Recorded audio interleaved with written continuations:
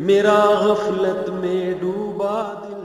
دیکھو یہ کورونا میں مجھے بعض تاجر ملے ہیں, وہ کچھ ایک تو میں نے خود دیکھے امریکہ سے پاکستان آ گئے بزنس کرنے. امریکہ سے کہاں آ رہے ہیں؟ پاکستان. کہہ رہے ہیں امریکہ میں بزنس ابھی نہیں ہے, ابھی پاکستان کے پھلنے پھولنے کے دن ہیں. صحیح ہے نا؟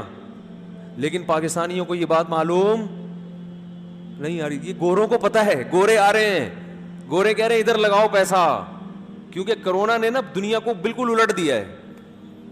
ہمارے استاد بہت ذہین ہیں, اللہ ان کی عمر میں برکت دے. انہوں نے فرمایا تھا کرونا پھیل رہا تھا شروع میں, انہوں نے کہا کرونا کے ختم ہونے کے بعد دنیا بالکل چینج ہو چکی ہوگی, بہت اٹک پٹک ہوگی. ابھی بہت سے مالدار غریب اور بہت سے غریب اوپر. تو اس میں وہ ترقی کرے گا جو کیا استعمال کرے گا؟ کھوپڑی. اور جو مکھنچو بن کے عاملوں پہ ڈالتا رہے گا نا بندش, جادو ٹونا, اور مجھے تو پتہ نہیں اللہ کا میرے ساتھ مسئلہ کیا ہے, میرا تو کوئی کام ہی نہیں ہوتا, میری تو شادی نہیں ہو رہی. کرونا میں شادیاں بھی ہوں گی کیونکہ موتیں مردوں کی زیادہ ہو رہی ہیں. حقیقت بتا دوں, بہت سی عورتیں بیوہ ہو گئی ہیں کرونا میں. رشتے بھی ملیں گے, لیکن یہ بیٹھ کے کیا کر رہا ہے؟ مکھیاں مار رہا ہے بیٹھے بیٹھے. کہہ رہے کچھ ہو ہی نہیں رہا, کچھ مسئلہ ہی نہیں ہے. تو بالکل دنیا بہت حد تک چینج ہو چکا ہوگا. جیسے 9/11 سے پہلے کی دنیا اور 9/11 کے بعد کی دنیا میں فرق ہے نا, ایسا ہی کورونا سے پہلے کی دنیا میں اور کورونا کے بعد کی دنیا میں بہت بزنس چینج ہو رہا ہے. آن لائن چیزیں بکنا شروع ہو گئی ہیں. اب لوگوں نے آلو پیاز ٹماٹر آن لائن بیچنا شروع کر دیے, تو بہت کچھ چینج ہوگا ابھی.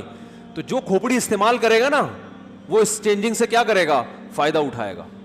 کل ایک انگلش لینگویج ٹیچر ملے, میں نے کہا آپ کا تو بزنس کم چل رہا ہوگا. انہوں نے کہا جتنا میں نے لاک ڈاؤن میں کمایا ہے نا اتنا میں نے پہلے کبھی نہیں کمایا تھا. کہنے لاک ڈاؤن میں تو سارے مجھے اسٹوڈنٹ یورپ امریکہ کے مل رہے ہیں.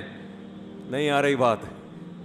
جو انگلش جن کو نہیں آتی نا یورپ میں, جو پاکستانی ہے وہاں رہتے ہیں, تو وہ مجھے مل رہے ہیں کیونکہ وہاں کے ادارے کیا ہو گئے؟ بند. تو کہہ رہے ہیں میں نے پہلے کھوپڑی استعمال کی, میں نے کہا ادھر سے ٹیوشن پکڑو.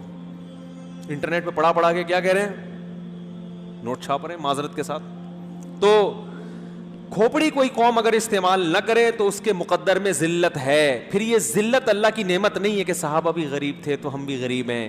میں بار بار کہتا ہوں, ایک غربت اللہ کی طرف سے ہوتی ہے جو صحابہ کو ملی تھی اور وہ دور ہو گئی تھی, اور ایک غربت حماقتوں کی وجہ سے ہوتی ہے جو ہمارے مقدر میں ہے.